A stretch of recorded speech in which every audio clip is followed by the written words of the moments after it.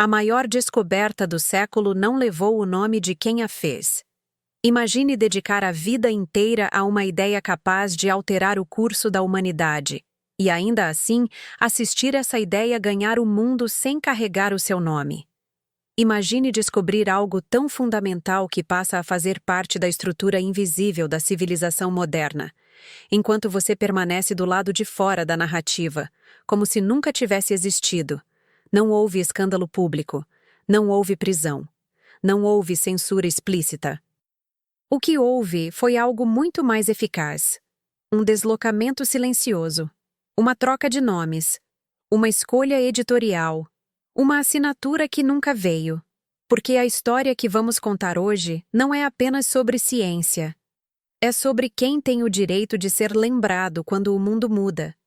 É sobre quem pode ocupar o centro da fotografia quando uma descoberta redefine tudo.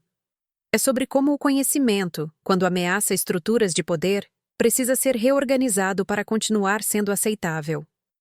Durante décadas, o mundo celebrou uma das maiores descobertas científicas do século XX, como se ela tivesse surgido de forma inevitável, quase automática, como se o avanço fosse natural, impessoal, neutro. Mas descobertas não acontecem sozinhas. Elas nascem de pessoas, de escolhas, de rupturas, de coragem intelectual.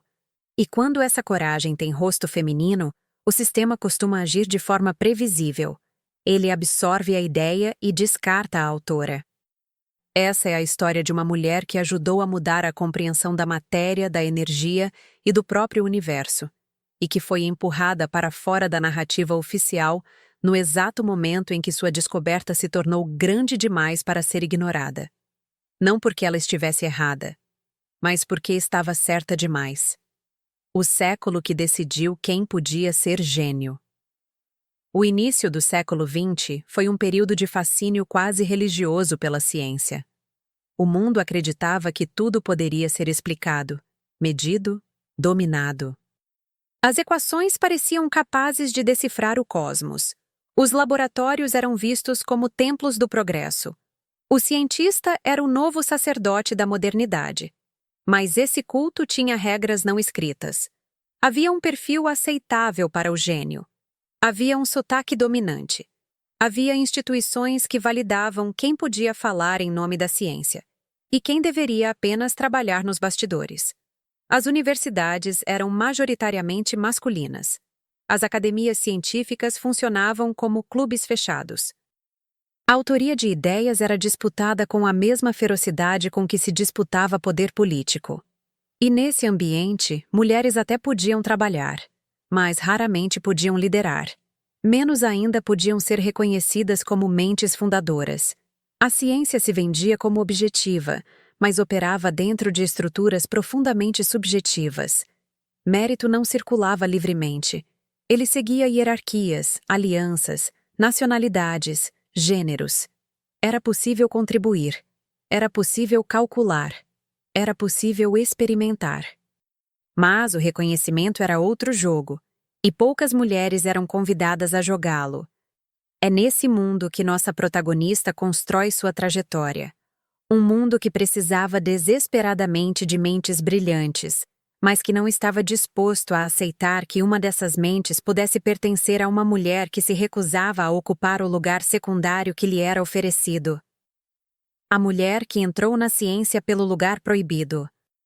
Lise Meitner nasceu em 1878 em Viena, em uma época em que mulheres não tinham acesso formal à educação superior. Para estudar, era preciso insistir. Para avançar, era preciso desafiar. Para existir intelectualmente, era preciso atravessar portas que não haviam sido feitas para serem abertas por mãos femininas. Desde cedo, Lise demonstrou uma inclinação rara para a matemática e a física, áreas consideradas inadequadas para mulheres, não por incapacidade, mas por convenção. A ciência exata exigia uma autoridade que a sociedade associava ao masculino. Mesmo assim, ela avançou. Estudou em condições precárias. Frequentou aulas como ouvinte quando não era oficialmente aceita. Trabalhou sem salário em laboratórios que aceitavam sua competência, mas não sua presença institucional. Quando finalmente conquistou o espaço acadêmico, já havia algo diferente nela. Lizzie não queria apenas participar da ciência. Ela queria compreendê-la em profundidade. Queria ir além da superfície dos fenômenos. Queria entender o que sustentava a matéria no nível mais íntimo. E foi exatamente essa ambição intelectual que a levou ao centro de uma das maiores revoluções científicas do século. Uma parceria que funcionava até deixar de convir.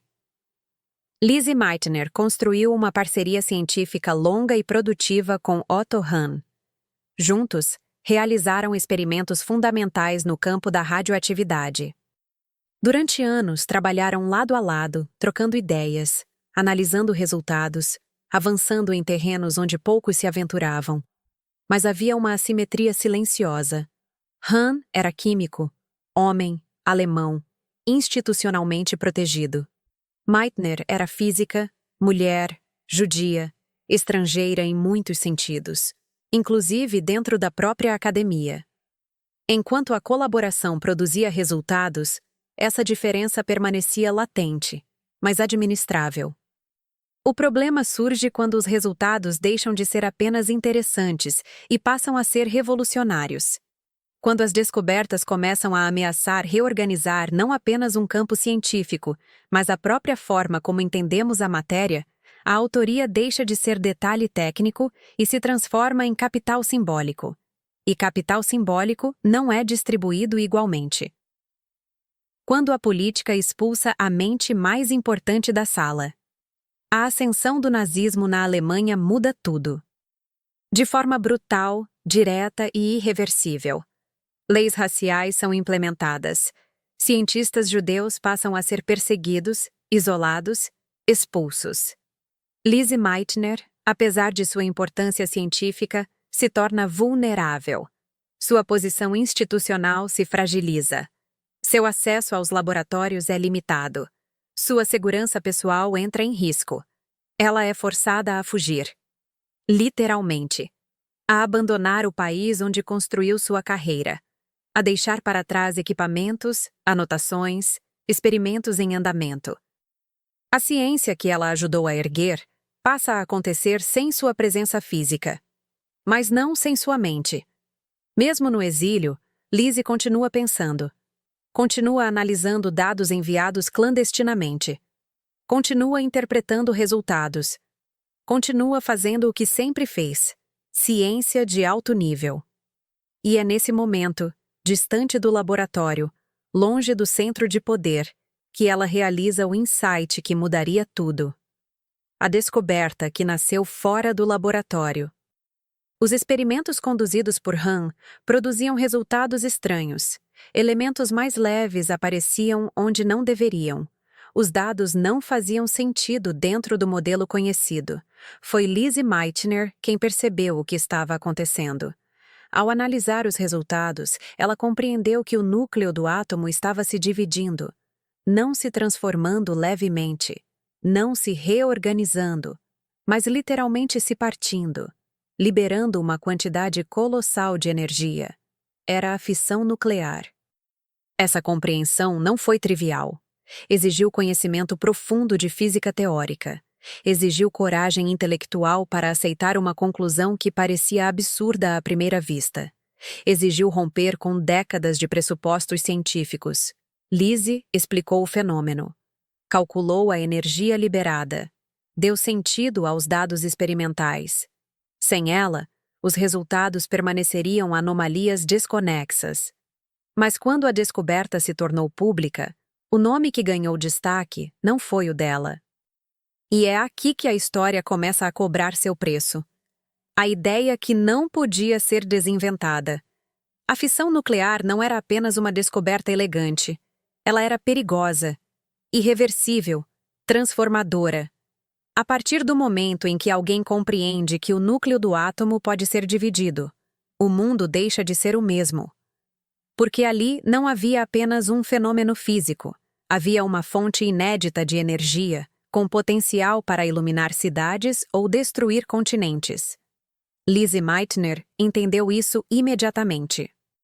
Sua mente não operava apenas no plano abstrato da equação. Ela enxergava as consequências. Percebia que aquela descoberta ultrapassava os limites da curiosidade científica e entrava no território da responsabilidade histórica.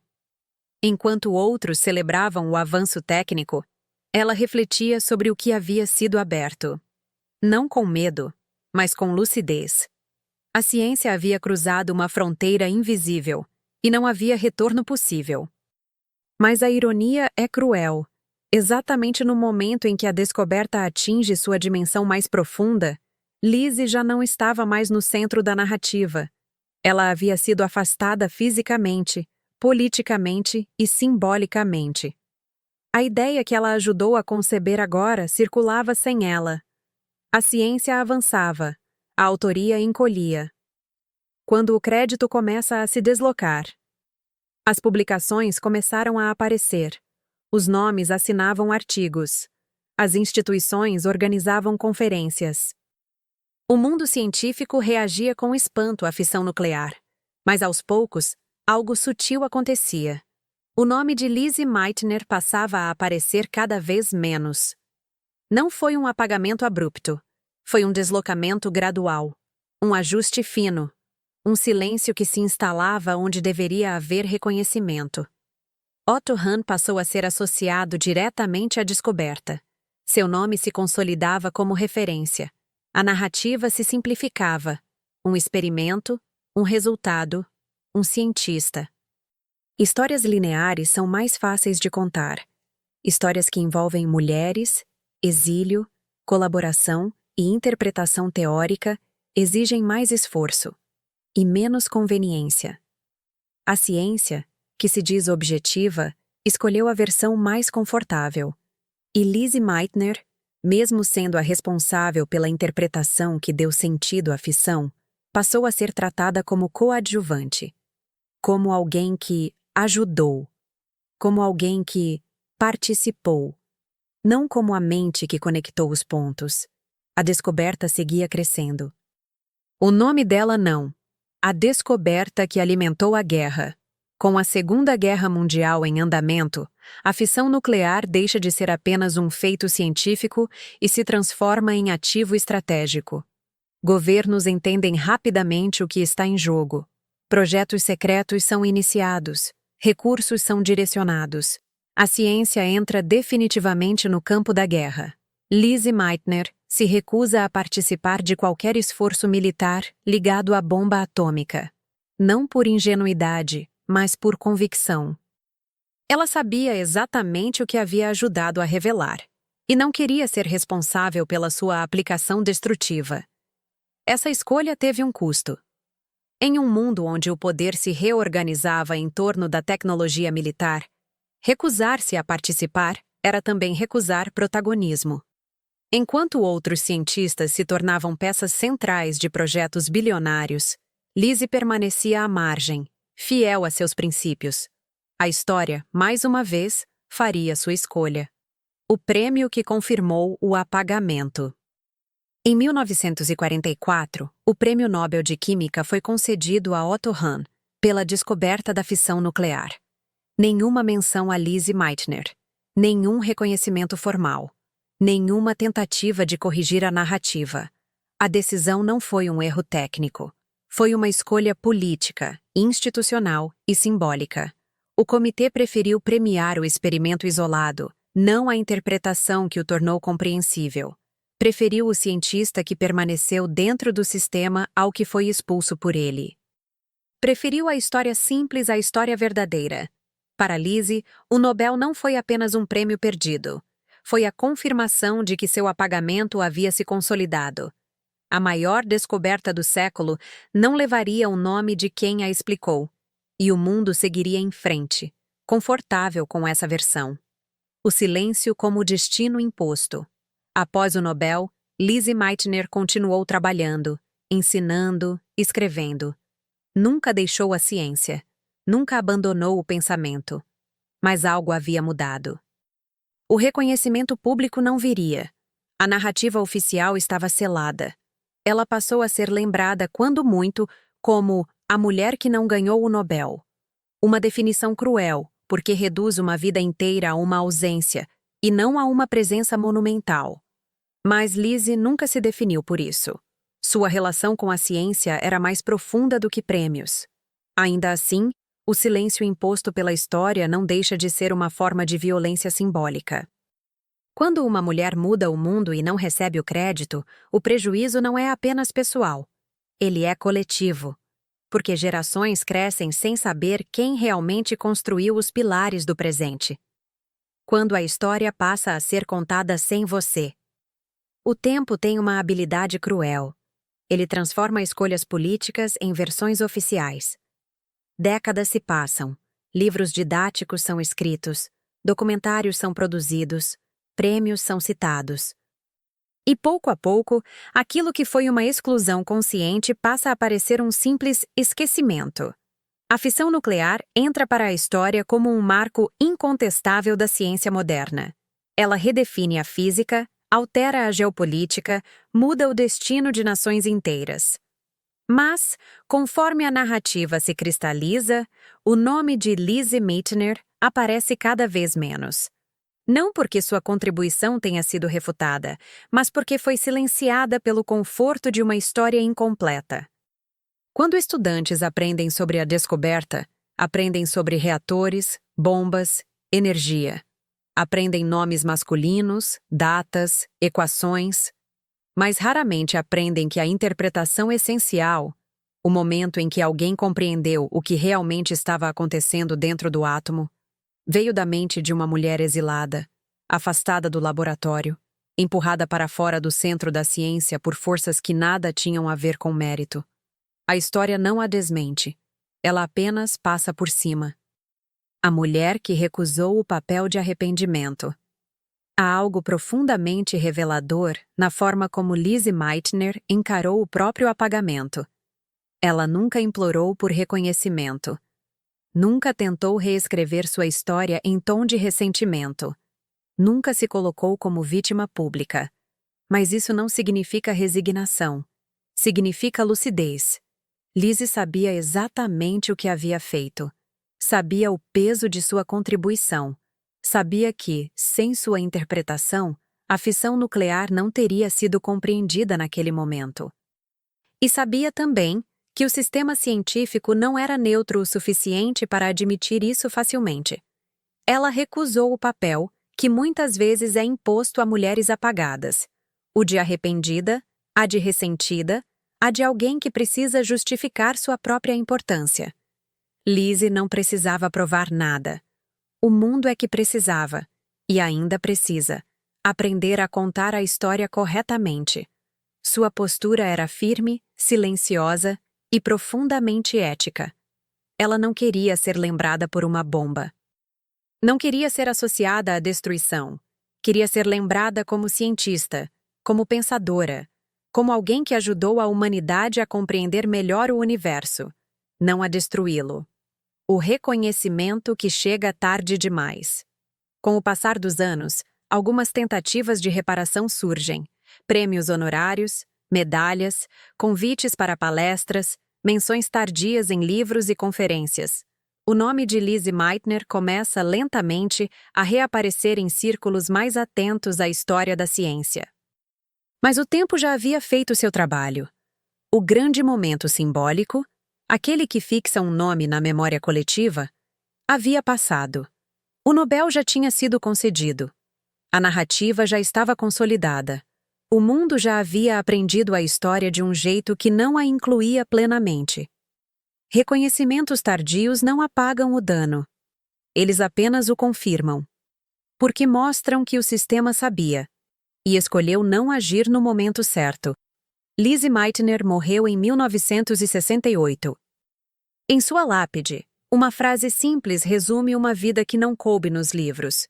Uma física que nunca perdeu sua humanidade. Talvez esse seja o reconhecimento mais honesto que ela poderia ter recebido. Mas não é suficiente para corrigir o que foi feito. Por que lembrar de Lizzie Meitner ainda incomoda? Lembrar de Lizzie Meitner não é apenas um gesto de justiça histórica. é um ato profundamente incômodo. Porque obriga o mundo a admitir que a ciência não é apenas feita de ideias brilhantes, mas de estruturas que decidem quem pode ser celebrado por elas. Ela incomoda porque desmonta a narrativa do mérito puro, porque expõe como gênero, política, exílio e conveniência moldam a memória coletiva. Porque mostra que não basta descobrir algo revolucionário, é preciso estar no lugar certo, com o nome certo, no momento certo.